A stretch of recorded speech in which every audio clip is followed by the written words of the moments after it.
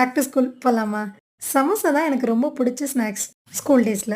2 நாளைக்கு காசு சேர்த்து வச்சு, அத கேன்டீன்ல குடுத்து சமோசா வாங்கி சாப்பிடும்போது ரொம்பவே ஹாப்பியா இருக்கும். வாங்க இன்னைக்கு சமோசா ரெசிபி பார்க்கலாம். சமோசா செய்றதுக்கு 2 கப் அளவுக்கு மைதா, கொஞ்சமா சால்ட், தேவையான அளவு தண்ணி, 2 ஸ்பூன் அளவுக்கு ஆயில் சேர்த்து நல்லா பிசைஞ்சு எடுத்து வச்சுக்கிறேன் தனியா. இப்போ மசாலா செய்றதுக்கு ஒரு கடாயில கொஞ்சமா எண்ணெய் விட்டு, 1 வெங்காயம், 1 பச்சை மிளகாய், கொஞ்சமா கொத்தமல்லி, 1 ஸ்பூன் அளவுக்கு ஜீரகம், 1 ஸ்பூன் அளவுக்கு சோம்பு, 1 spoon chilli powder, 1 spoon garam masala, already வேக வச்சு எடுத்து வச்ச பொட்டேட்டோ அதையும் நல்லா மசிச்சு எடுத்துக்கோங்க.